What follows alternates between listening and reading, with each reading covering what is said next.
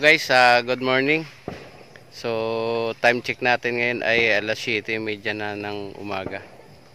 So, dito na naman ulit tayo guys ulit sa ating Monte Farm. So, yan, may maliit tayong farm area. So, guys, nadagdagan na naman ulit yung ating alagang hayop. So, update ko kayo mamaya. Tapos siyempre papakita ko rin sa inyo yung aking bagong alaga. So guys, samahan niyo ako sa video na to. At saka sa mga nanonood, pakitapos naman po yung aking video at saka paki-like, share and subscribe naman po sa mga lahat ng nanonood na hindi pa subscriber po. So maraming salamat po. So guys, ito na yung ating area, yung farm natin. So agang-aga natin nagpakain at saka naggamot ng mga may sakit. So ang ginagamit natin guys na gamot yung yung sili. So mayroon na naman tayong sisiw doon na namamaga yung mata. So malaki na pala siya. Tapos ito naman guys yung ating alagang mga pato na nangingitlog na. So dalawa sa kanila yung nangingitlog dyan. So naglagay ulit tayo ng sisical powder sa pagkain nila guys. Kaya lang nilagyan natin ng tubig. Yung pagkain yon hindi nila inano. Pero mamaya guys kakainin nila yan. Uubusin nila yan. So ito naman guys yung ating bagong alagang yung Rhode Island Red. Ayan. So wala pa akong pakain na GMP3. So yan muna ang pakain natin, yung apa, darak at saka feeds. Halo-halo muna. So yan yung inahin guys, medyo payat sila. Hindi ko alam kung anong pinakain yan doon sa pero okay na rin to guys, papatabain na lang natin. So gagawin natin dyan guys, purgahin natin yan bukas. Hindi natin papakainin. So ito yung tandang guys. So nasa 3 kilo pa lang siya. 1 year old sabi sa akin nung So yan yung breeding nila. Tapos ito naman yung kanyang babae. So maliit lang. Tapos binigyan na rin tayo guys doon ng 6 na pirasong itlog. At yung itlog na yun ay gagamitin natin pang palimlim dito. Papalimliman natin sa mga pato. Ayan.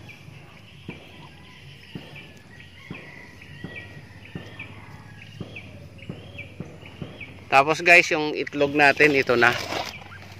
Mayroon ng 8 piraso. 2, 4, 6, 8.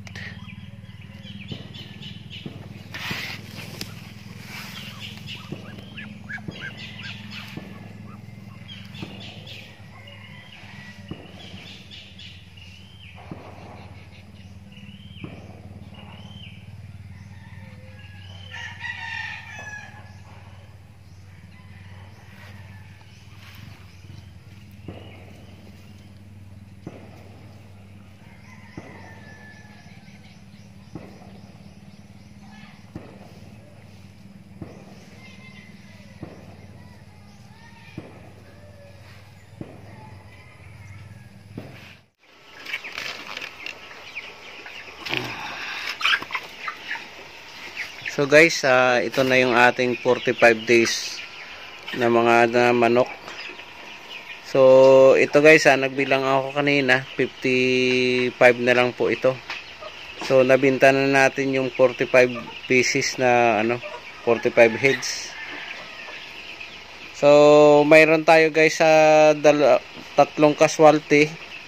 So yung dating may sakit na dito natin ilagay dati, namatay na po yun. Talagang mahirap siyang asikasuhin, parang bata. So kailangan mong hawakan, painom, hawakan, magpakain.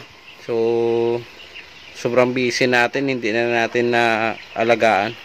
So ito guys, halos dito yung 20 piraso nasa kilo mahigit na. Yan yung mga katulad nito guys, oh. 2 kilo mahigit na yan. So ito ay naka-reserve sa Fiesta sa April 26.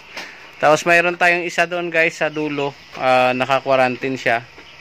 So maga yung mata niya. So pinapainom natin niya ng antibiotic at saka yung sili kanina pinainom na natin. So pagka mayroong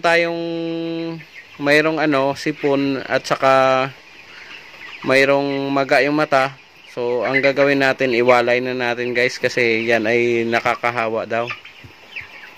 So ito yung iba, may mga pisik pa yan. Yan, may pisik pero wala naman makitang sipon. So ang ginagawa natin, itong tubig natin guys, mayroon ng halong bawang ito. So 2 pirasong bawang, nakababad lang yan sa pure na tubig. So gagawin natin yan sa loob ng tuloy-tuloy lang hanggang gabi. Araw, gabi, mayroong bawang yan. So ito guys, hindi na natin yan pinapainom ng antibiotic.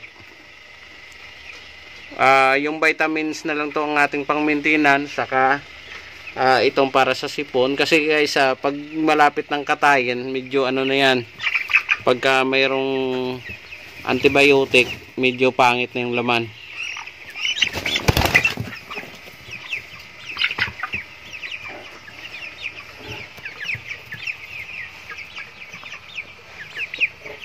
So ito guys, so lumalapit na naman. Nahingi ng pagkain to guys. So ang pagkain pala natin dito, hindi na yung unlimited. So sobrang lakas na to kumain. So ang pagkain na lang natin dito once sa umaga at saka sa hapon na lang. So pero medyo marami ang nilalagay natin na pagkain. So yun guys, mayroon tayong nakitang may sipon. Ayan. So iwalay natin yan. Ilagay natin sa taas. So wait lang guys ha. So confirm nga guys, mayroon siyang sipon. Ayan o. Hinihingal siya. Kakuha tayo ngayon ng sili guys. Ayan, medyo malala yung sipon niya. Kukuha tayo ng sili at saka lagyan natin ng antibiotic itong kanyang tubig. So painumin natin yan. So sige guys, prepare ko muna yung kanyang gamot. So guys, ito yung ating na-prepare na gamot. So may 3 sili saka antibiotic. So ipainom natin yan sa syringe yung antibiotic. Yung sili papainom natin ng buo yan. So ito guys, natural na gamot itong sili. Tapos mayroon tayong tinimplang Primoxel doon sa painuman. So painumin muna natin guys. So yan na guys, napainom na natin yung antibiotic at saka yung sili na 3 piraso. So hiniwa ko lang, hinati ko lang. So yan guys. So tapos yun, mamayang hapon ulit natin papainumin. So para mawala yung sipon yan. So ito medyo malala ng sipon ito. So delikado to guys, pagka mamayang hapon hindi na agapan to, ma-stroke to, o kaya pwede siyang mangisay na lang dyan dahil hindi siya makahinga. So pakiramdaman natin guys. Yun naman ay may ano na yun, may gamot. So dito naman guys sa mga alaga na to, pakiramdaman natin yung iba.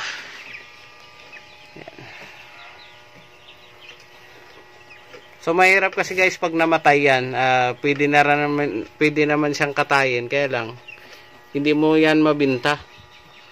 Ang gagawin mo na lang, kakatayin mo at i-adobo o kaya iprito.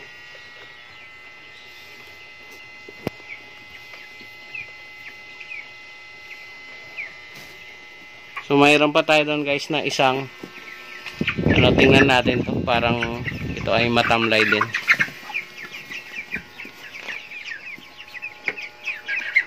To, parang may sipon din to. Check natin. Ikaw.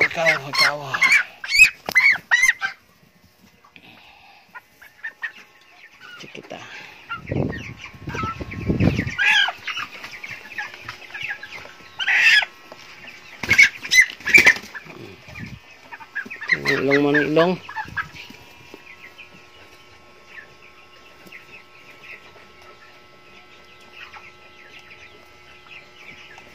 So guys, mayroon nang nakadikit sa ilong niya.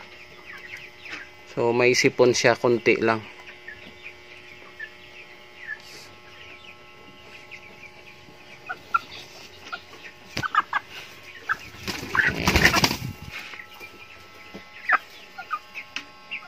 Iniwalay muna natin guys. Painumin natin dyan ng may antibiotic yan.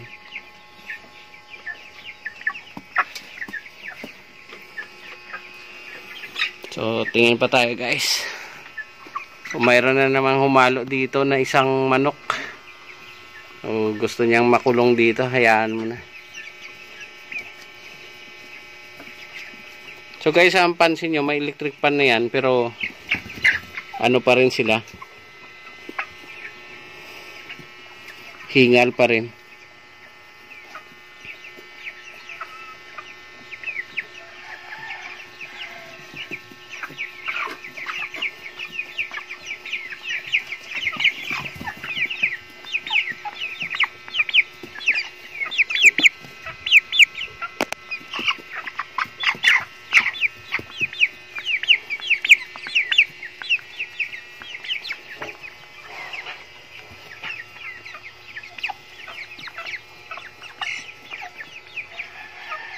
So ito guys, may mga sipon. Pero hindi pa naman sila matamlay. Yan o.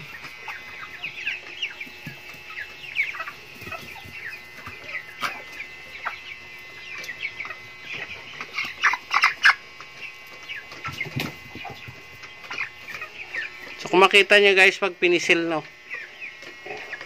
mayroong mayroong laman ang loob.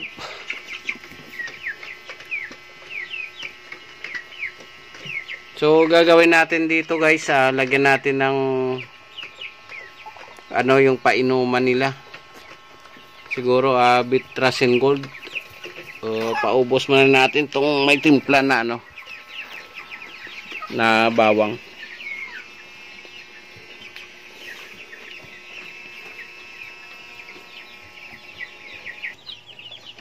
So guys, ito naman yung ating alagang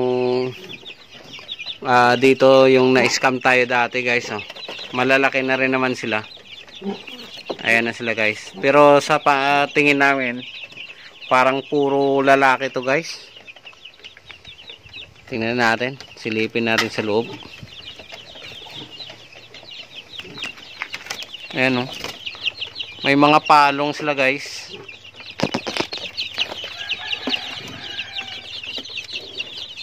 So ito ay mga, sabi dati Black Astrolorp saka Kaber. Pero na-scam tayo guys. Pero sa tingin ko okay na rin to, pangkatay na lang natin to. Kaya lang ito payat guys. So sa mga may alam kung paano magpataba ng mga manok, kasi ito naman laging may pagkain, paki-comment na lang guys para tingnan natin kung mapaganda natin yung katawan nito. So yung pitso nila ay parang walang masyadong laman. Yan guys. So 55 pa ito guys sa lahat. 55 pieces. Yung 25 piraso nandito sa kabilang kulungan.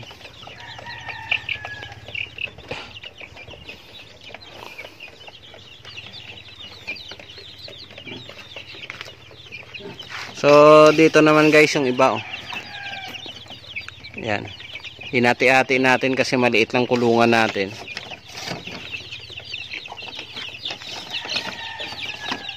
Tapos yung iba dito naman guys.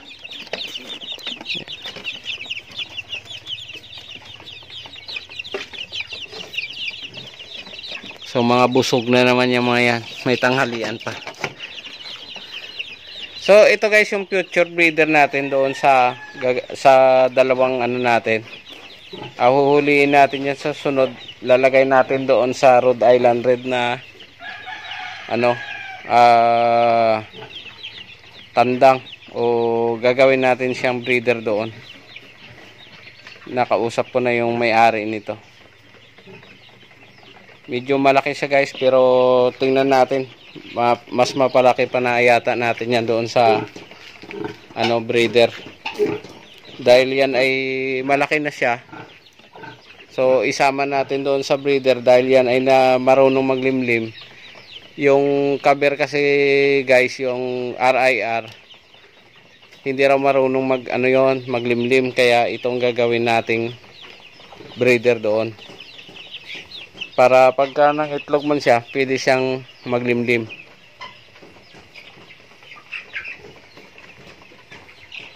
So guys, yun lang, hanggang dito na lang yung ating video.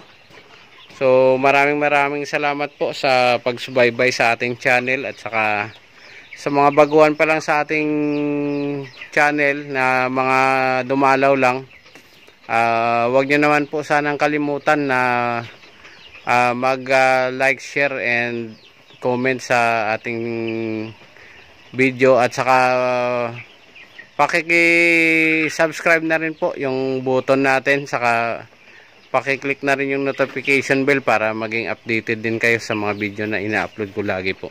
So maraming salamat po sa inyong lahat. So God bless po.